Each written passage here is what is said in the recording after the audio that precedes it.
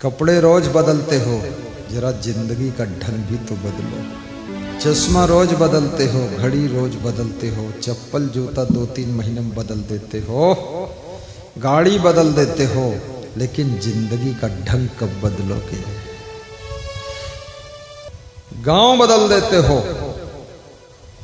घर बदल देते हो, बिस्तर बदल देते हो, कमरा बदल देते हो, लेकिन गुरु वाणी कह रही है जिस दिन खुद को बदलने की ताकत पैदा हो जाएगी, उसी दिन उसी घर में उसी परिवार में सुख की बरसात शुरू हो जाएगी।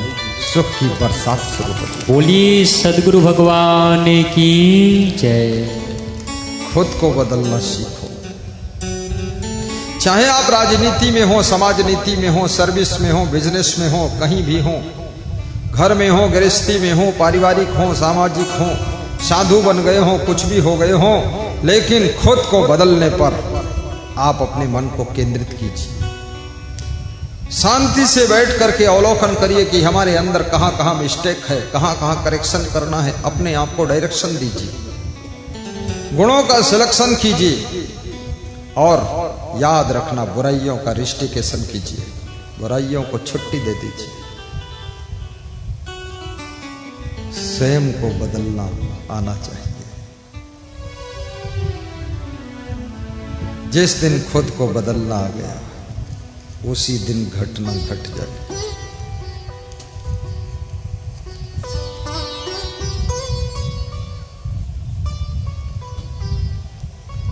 पानी माही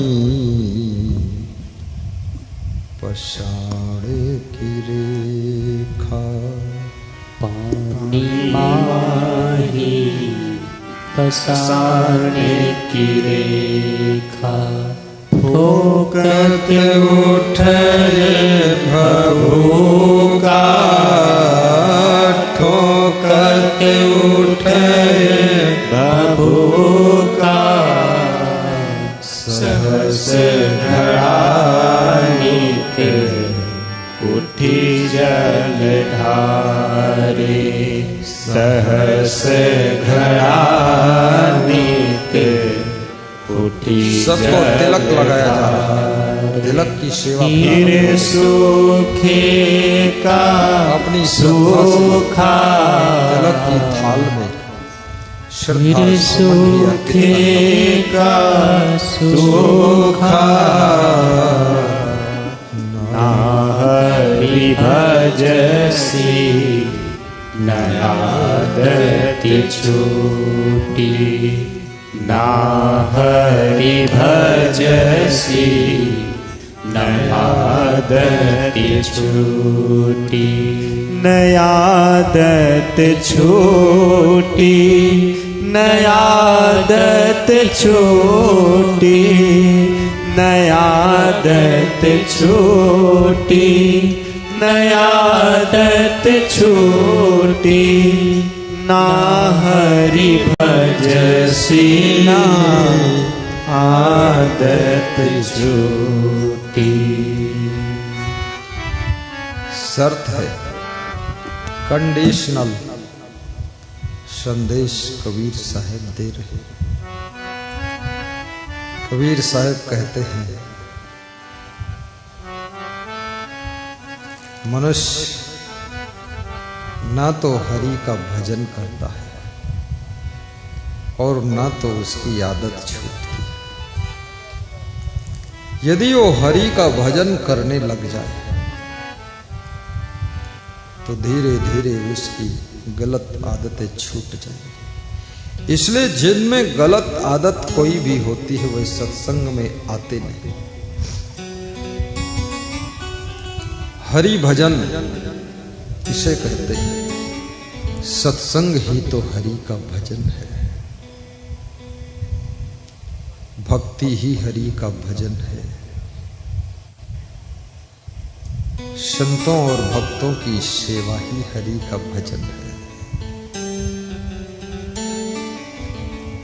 सत्संग का प्रचार प्रसार, सत्संग कराना, ये श्रेष्ठ हरि भजन है। भजन शब्द जब मैं बोलता हूं तो लोग सोचते हैं केवल माला लेकर बैठ जाना और घुमाते रहना माला।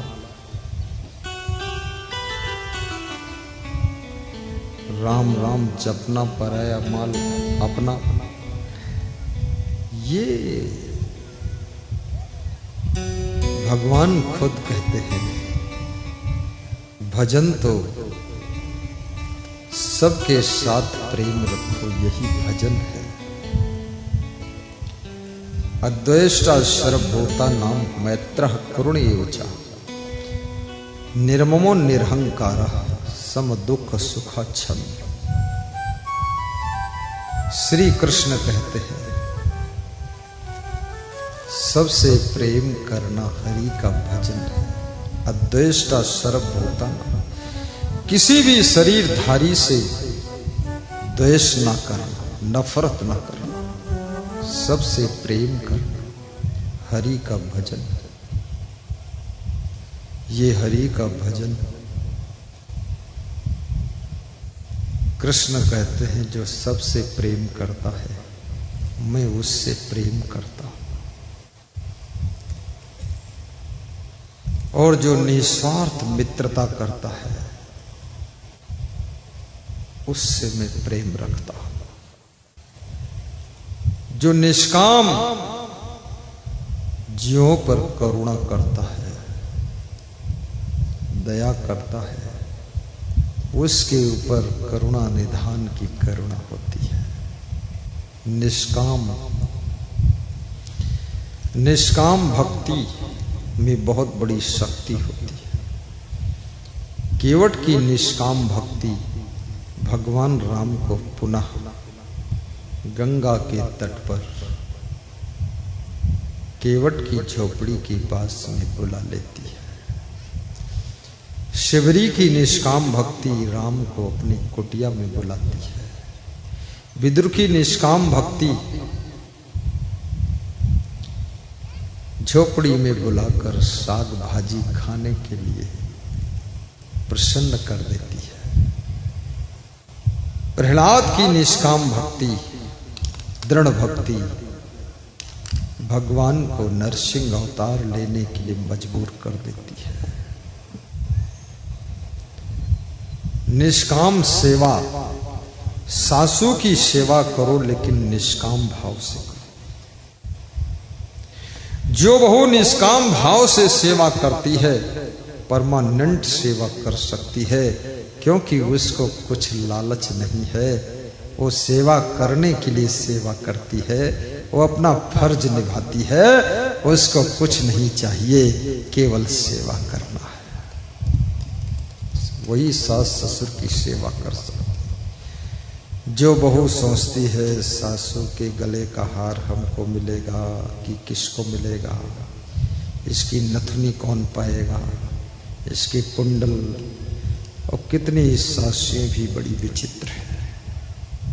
सासू तो बन गई लेकिन सहूर तन को नहीं।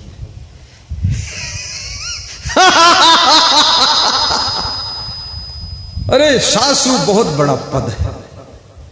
पहली बात बेटी होना, फिर बेटी से बहू होना, फिर बहू से मां होना, फिर मां से सासू होना।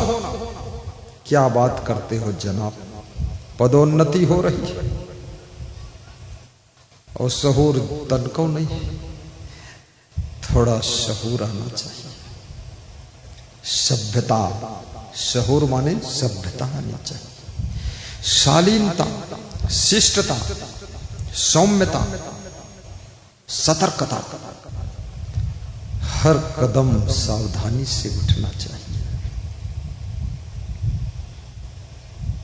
50 वर्ष की उम्र के बाद संसार के इंद्रिय जन्य भोगों की ओर मन को हटाने का प्रयास कीजिए। 50 के बाद तुम्हारे जीवन में त्याग का प्रवेश होना चाहिए।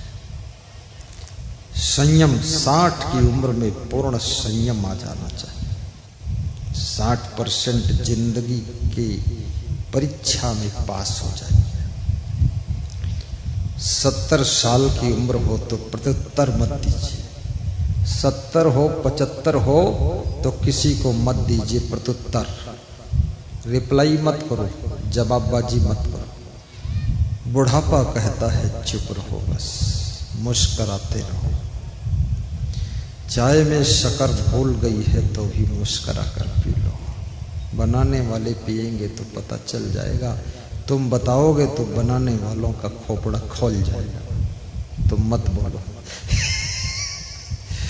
दाल में नमक ना हो, प्रेम से खा लो। बोलो मत, बोलना मना, चुप रहना। बोल दिया तो खतरा, क्योंकि बुढ़ापा बहुत कठिन उम्र है, असहाय अवस्था है, असमर्थ। शरीर की स्थिति असमर्थ हो जाती है।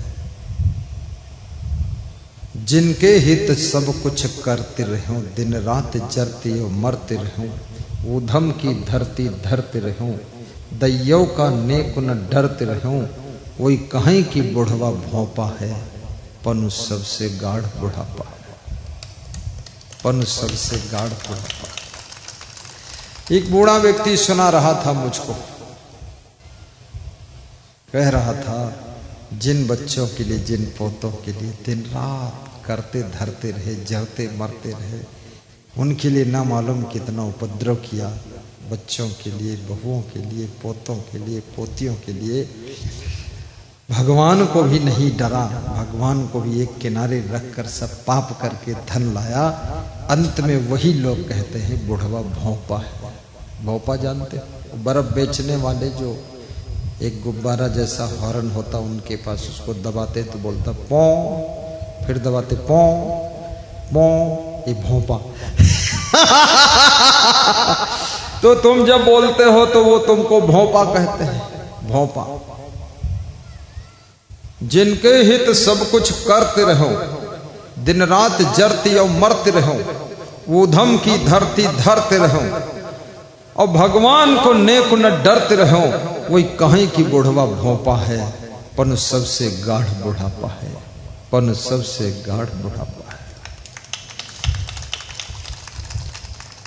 पति पत्नी की उम्र लगभग बराबर होती है, 2-4 साल का फर्क हो सकता है।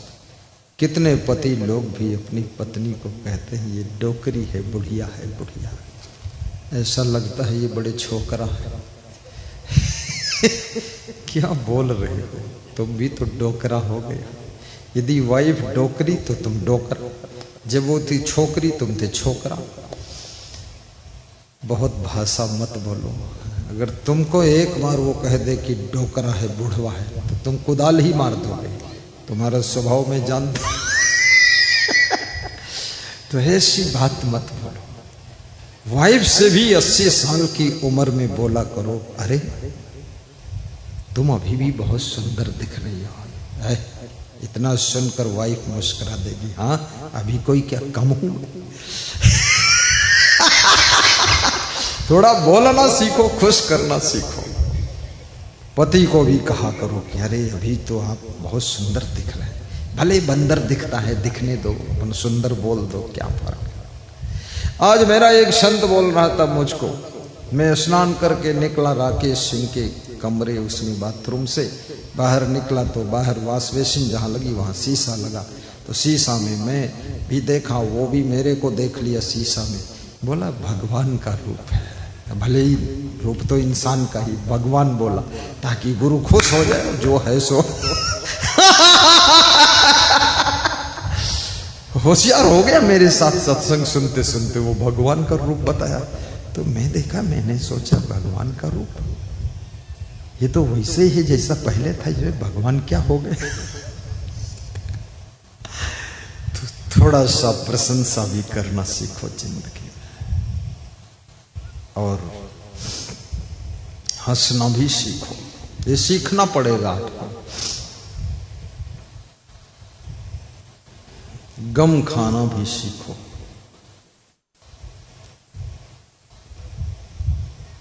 कठोर शब्दों को सहना भी सीखो।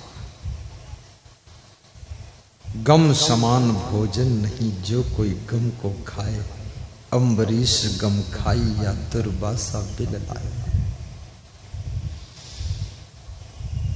बहुत बड़ी बात है गम खाना। गम जो खाता है वही तो राम भगवान होता है। राम भगवान ने गम खा लिया था, परशुराम ने गम नहीं खाया था। इसलिए परशुराम के पूजनीय मंदिर नहीं है संसार में, और जिन्होंने गम खाया वो भगवान राम के जगह जगह मंदिर है, पूजा हो रही है। गम खाने वाले ही पूजनीय बनते हैं, और क्रोध करने वाले परशुराम जैसे पूजा से बाहर हो जाते हैं। इसलिए गम खाना। गम समान भोजन नहीं, जो कोई गम को खाए। अम्बरीश गम खाइया दुर्वासा बिल लाए। दुर्वासा ऋषि बहुत क्रोधी थे। साधु होकर उनको बहुत क्रोध आता था। वो बड़ी बड़ी जटा सिर में रखते थे। सिर में जटा, क्रोध करें लटा, और कपड़ा पहने फटा। दुर्वासा ऋषि बहुत क्रोधी आदमी।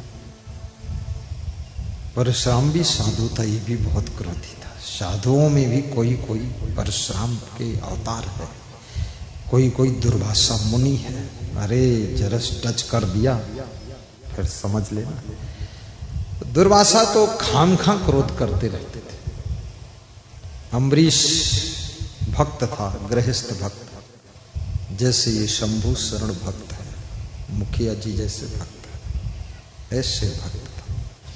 यज्ञ किया, भंडारा किया, तो भंडारा में साधु संत का तो सम्मान होता ही है। इतिहास गवाह है, साधु संत को तो सब मानते हैं। अब साधु संत खुद ही अपनी साधुता से नीचे गिर जाए तो फिर दुनिया की क्या गलती। साधु संत का अब भी सम्मान है। साधु संत को अपने साधना की गद्दी पे रहना चाहिए, तो उसका आदर अब भी है, ऐसा नहीं। दुर्वासा ऋषि आए और बोले मैं स्नान करने जा रहा हूं, लौट के आऊंगा, फिर भोजन करूंगा। तो अम्बरीश भूखे बैठे थे। नियम था सब संतों को खिलाकर ही खाऊंगा। दुर्वासा ऋषि स्नान करने गए, देर हो गई, और देर में लौटे तो इधर ब्राह्मणों ने कहा कि शाम होने वाली है, थोड़ा जल पी लो, आप जल ग्रहण कर लो। तो जल ग्रहण कर लिया। जब जल ग्रहण किया, बस दुर्वासा ऋषि आए, उनको पता चला ये तो जल ग्रहण कर चुका है, अब मैं भोजन करूंगा। बहुत क्रोधित हो गए। उन्होंने अपनी जटा झटक दिया। जटा जब झटका तो जटा से आग निकली,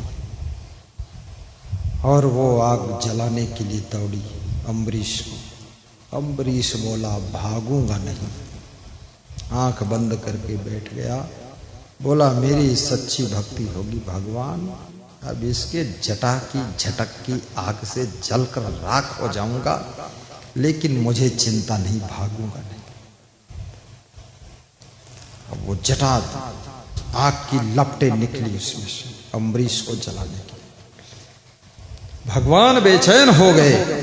विष्णु लोक में लक्ष्मी जी ने कहा क्या बात, बेचैन क्यों हुए? बोले मेरे भक्त को सता रहा एक साधु दुर्वासा नाम, वहां से छोड़ दिया। चक्र सुदर्शन दौड़ कर आया और दुर्वासा के पीछे पड़ गया। अब दुर्वासा भागे जोर से। दुर्वासा का क्रोध ठिकाने आ गया। घमंड बहुत था, घमंड के बिना क्रोध नहीं आता। दुर्वासा भाग करके गए ब्रह्मा जी के पास, हमको बचा लो बचा लो। बोले हम नहीं बचा पाएंगे, ये विष्णु भगवान का क्रोधित चक्र सुदर्शन आया, दूसरी जगह जाओ। शंकर भगवान के पास पहुंचे, आप बचा लो। बोले अरे निकलो यहां से, नहीं तो पूरा सब तहस नहस हो जाएगा शिव लोक। विष्णु भगवान प्रकोपित हो गए। बोले तो अरे जाओ विष्णु भगवान से क्षमा मांगो। वहां गए, विष्णु भगवान ने कहा मेरे बस में नहीं रह गया, मैं तो छोड़ दिया, आपने मेरे सच्चे भक्त को सताया। तो बोले कहाँ जाऊं? बोले उसी भक्त अम्बरीश से क्षमा मांगो।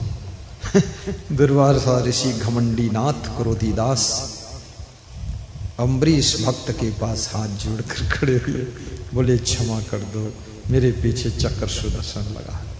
अम्बरीश ने कहा भगवान मेरे को तेरा सहारा है, ये साधु भी तेरा ही है, इसको क्षमा कर दो, अपना चक्र सुदर्शन वापस ले लो। बस उसी दिन से दुर्वासा का अभिमान टूट गया और थोड़ा लाइन पर आ गया। गम समान भोजन नहीं जो कोई गम को खाए, अम्बरीश गम खाई या दुर्वासा बिन लाए। गम खाने वाले ही महान होते, इसलिए निवेदन है गम भी खाना। और अपना सुधार करने वाले वो महान पुरुष होते हैं। दूसरों को सताने वाले शैतान होते हैं और दूसरों को दुखाने वाले हैवान होते हैं और दूसरों का दर्द दूर करने वाले भगवान होते हैं, भगवान होते हैं। गा दो साहेब गा दो, किसी के काम जो आए उसे इंसान कहते हैं। किसी के वह काम जो आए उसे इंसान कहते हैं। किसी के काम जो आए उसे इंसान कहते हैं। पराया दर्द अपनाए उसे भगवान कहते हैं।